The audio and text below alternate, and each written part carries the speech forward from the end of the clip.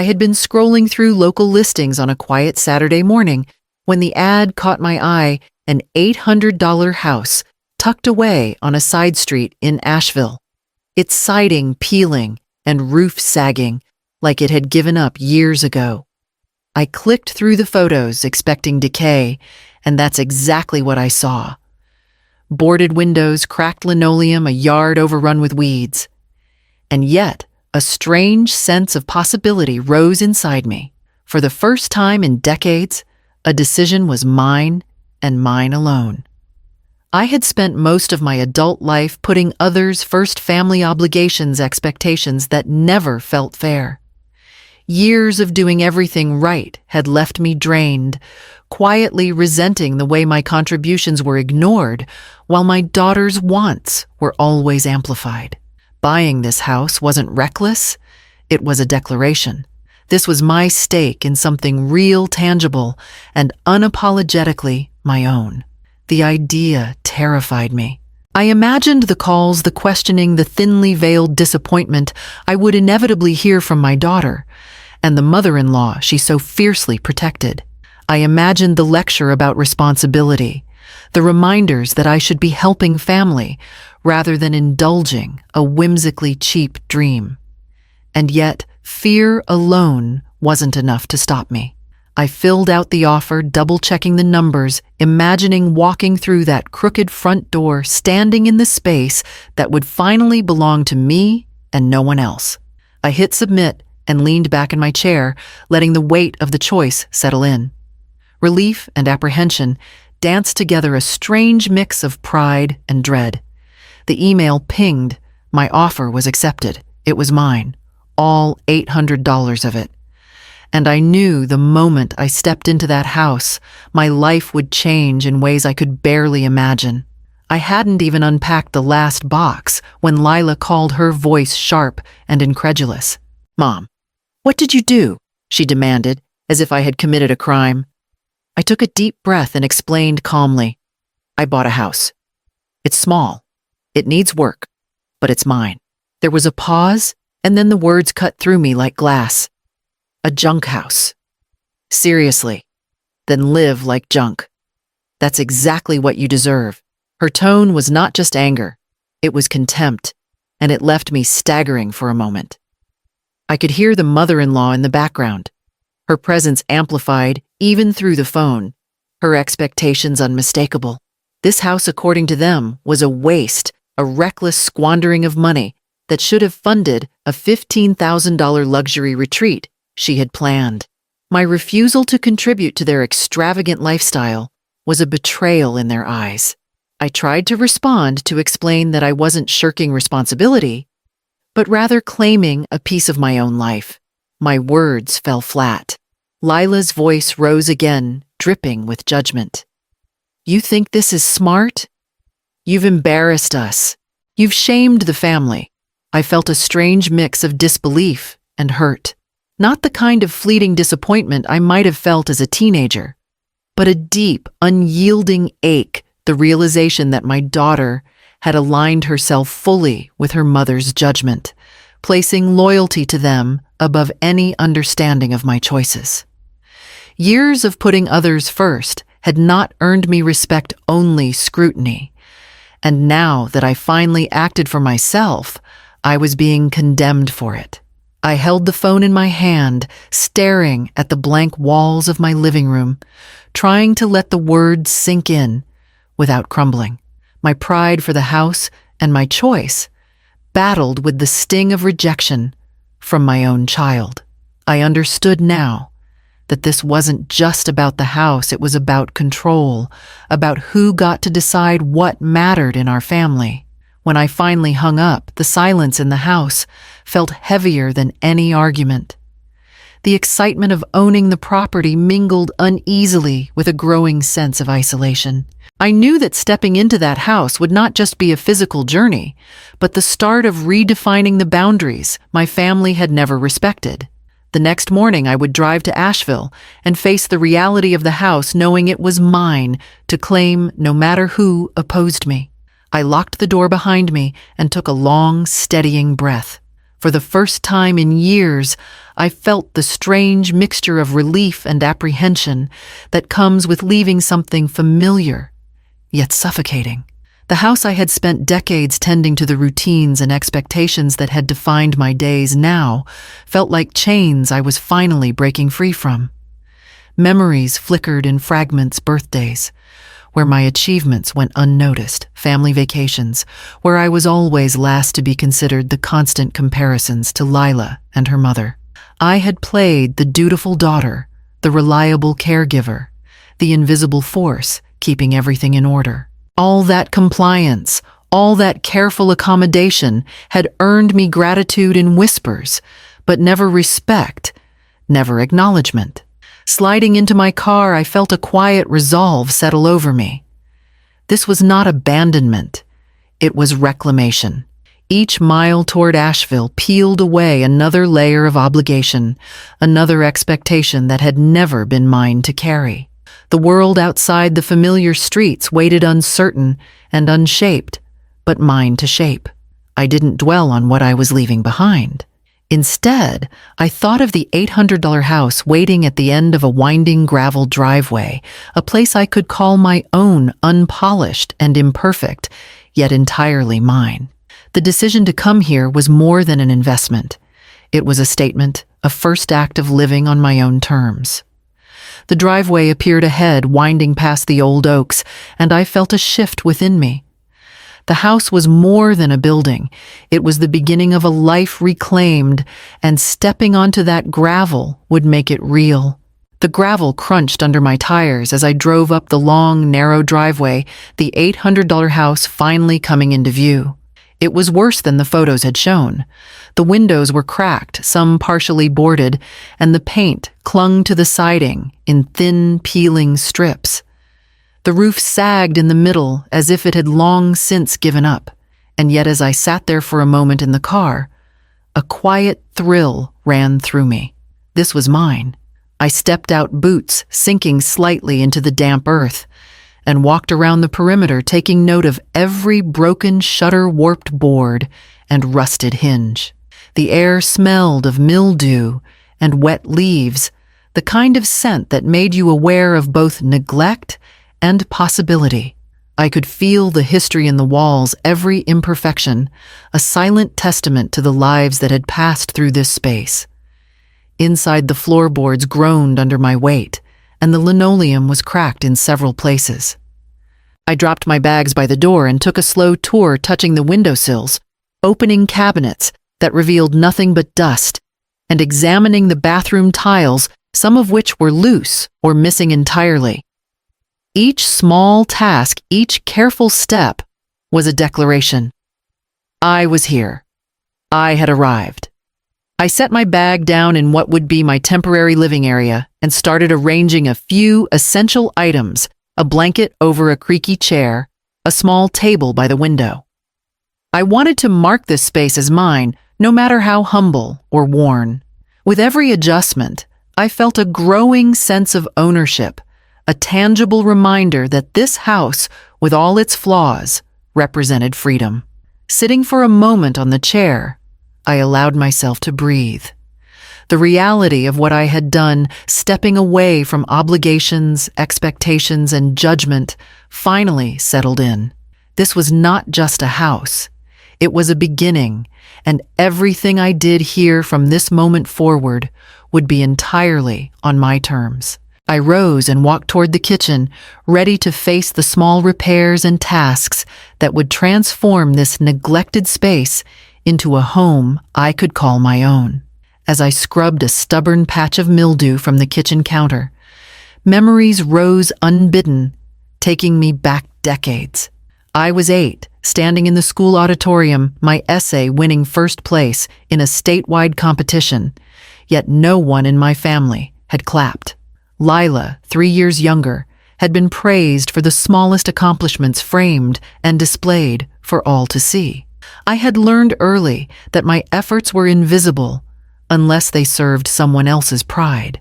I remembered birthdays where my name was misspelled on the cake, the careful omission of my achievements in family newsletters, vacations where I was the last considered for room assignments or rides.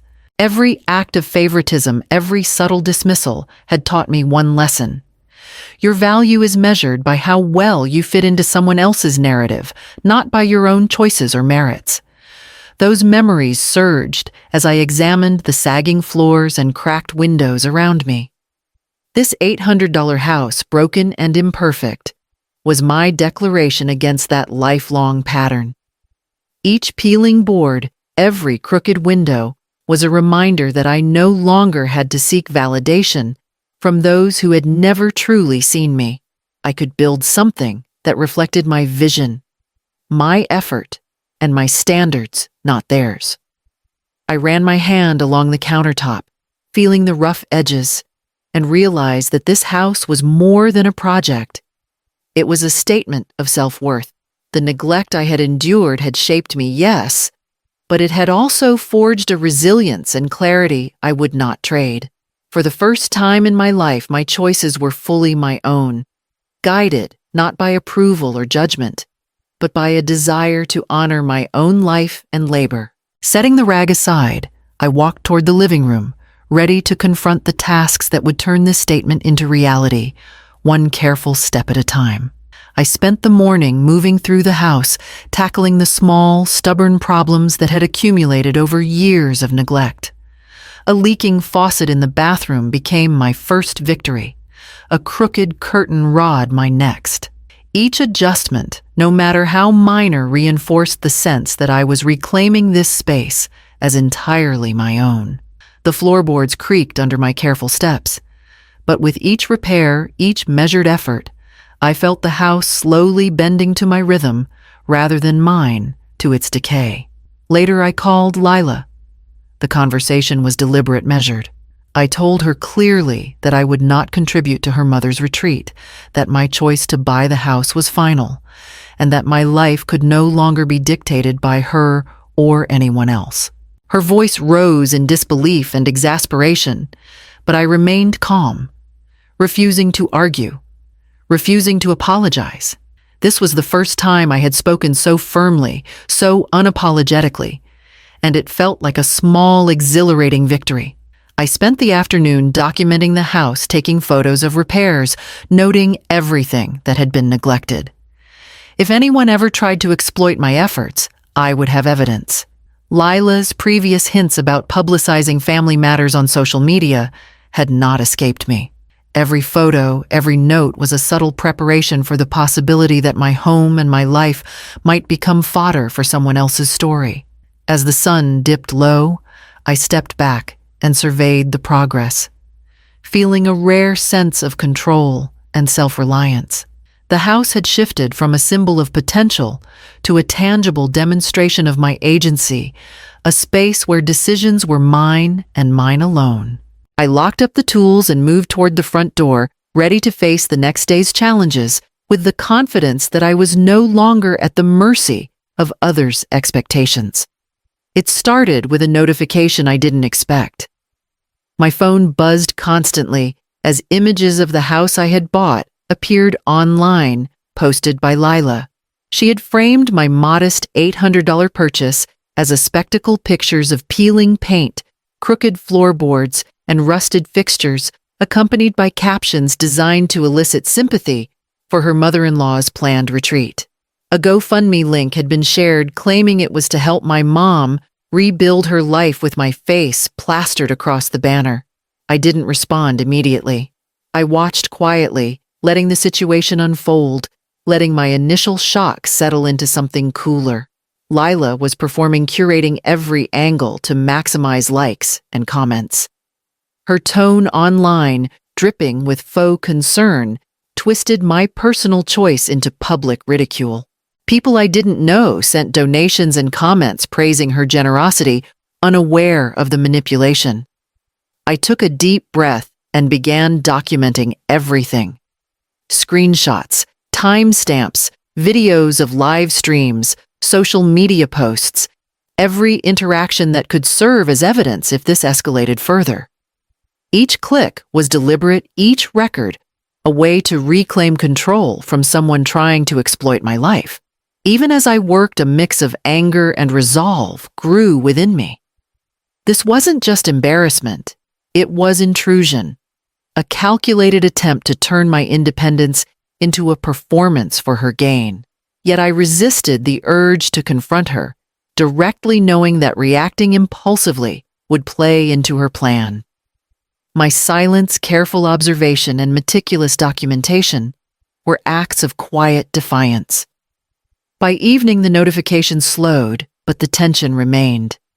I paced through the living room, scanning the dimly lit walls of the house, realizing that my private space had become a stage for someone else's spectacle. And in that realization, a resolve settled in my chest. I would not allow my life to be weaponized, not now, not ever.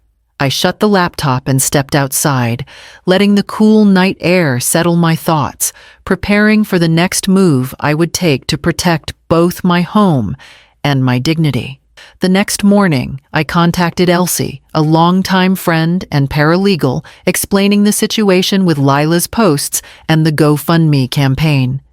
She listened carefully, asking pointed questions, and I could tell she understood the gravity immediately. By the end of our call, we agreed on a strategy document. Everything preserved timestamps and prepare for formal action if necessary. We dug into the campaign, reviewing its description, the photographs, and the social media posts that accompanied it. It was clear that Lila had misrepresented the purpose entirely. The fundraiser wasn't to help me or improve the house. It was designed to profit her mother-in-law's retreat while presenting my life as a spectacle. Elsie's assessment was firm potential civil exploitation, and even wire fraud could be argued if the situation escalated. By afternoon, Lila had scheduled a live stream promoting herself as the benevolent daughter helping her struggling mother.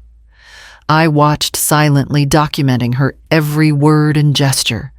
Her curated charm, meant to cast me as needy and incompetent, only made the stakes clearer. The tension tightened in my chest. This was no longer private humiliation, it was public, social, and legal. We prepared a cease and desist draft to be delivered during the stream, if necessary, timing each step carefully. I felt the familiar surge of apprehension, but it was tempered with a new sense of authority. For the first time, I had a plan, a legal framework, and the moral clarity to act decisively. As the sun began to dip, casting long shadows across the property, I reviewed my notes one final time. The house, once just a place of potential, now symbolized my independence and resilience, and I knew I had to protect it, not with anger, but with precision. I shut the laptop, set my phone to alert only for crucial messages, and moved toward the living room window, ready to face Lila's broadcast. The stage was set, and the confrontation, both public and personal, was about to begin. The morning after the live stream, I opened my inbox to find messages I hadn't expected. Aunt Chorus had written first a long, carefully thought-out note expressing admiration for my resolve and validation for the choices I had made. She recounted memories from my childhood that I had buried, the countless times I had been overlooked, and how my patience and perseverance had never gone unnoticed by those who truly knew me. Soon messages from neighbors and local friends followed. Some had noticed Lila's posts and reached out to offer support, not in performative ways, but as genuine acknowledgement of my independence and strength. A retired contractor offered to help with minor repairs. A local historian sent advice on preserving some of the original features of the house. Their interest wasn't about spectacle or profit, it was about respect and encouragement, the kind I had rarely received from my own family.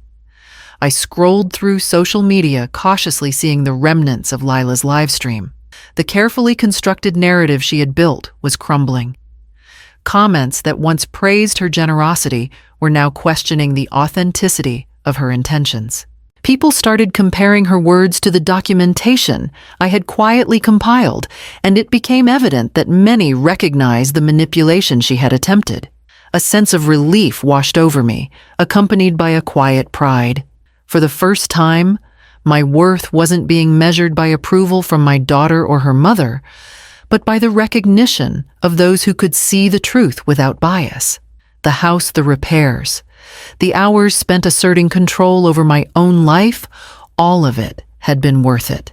I felt a deep, anchored satisfaction in knowing that my choices were respected and that my independence had been noticed and celebrated outside the circle of judgment and expectation that had defined my past. By the afternoon, I walked outside and watched neighbors pass by, some waving, some pausing, to chat about their own projects. Their acknowledgement reinforced the certainty that my life could flourish on my own terms. The house had become a symbol, not just of survival, but of a life lived authentically. I stepped back inside, ready to focus on the final touches and preparations, aware that the true closure and the final confrontation was still ahead. I spent the morning moving carefully through the house, rearranging furniture, sweeping away dust, and setting small touches that made the space unmistakably mine. Each shelf I installed, each corner I cleaned, was a quiet assertion of control, a declaration that this house with its cracked floors and peeling paint was no longer just a structure. It was a sanctuary I had earned. By mid-afternoon, a message appeared on my phone. It was from Lila. Short and casual. "Can I crash at your place for a couple of days, just until things settle with Mom?" I stared at the screen for a long moment, feeling the weight of years behind her request. I could have reacted with frustration or resentment, but instead, I allowed myself to pause. My life was no longer dictated by her expectations or her convenience. I typed a measured response. "You can stay, but on my terms. Respect the house, respect the space, and there are no assumptions about past grievances." Sending it felt like drawing a line in the sand, a way to engage without surrendering authority. This was the first interaction where my independence was fully intact, where my boundaries were respected even by family. I spent the rest of the day tending to the garden, mending the torn curtains, and arranging the living room so that every corner reflected intention rather than neglect. The house felt alive in a way it never had before. Every imperfection had been addressed with care. Every decision was my own, and the quiet pride that settled over me was deeper than any praise I had sought from my family over the years. As evening came, I stood on the porch, looking out over the small yard and the quiet street beyond. The house was more than a home now. It was a tangible representation of a life reclaimed. For the first time, I didn't feel the need to prove myself to anyone, and I didn't feel the weight of old judgments pressing against me. I turned back inside, ready to continue the work that would sustain this new life, feeling an unwavering sense of self-respect and peace. The foundation I had built was more than wood and nails. It was a life lived fully on my own terms, and nothing could take that away.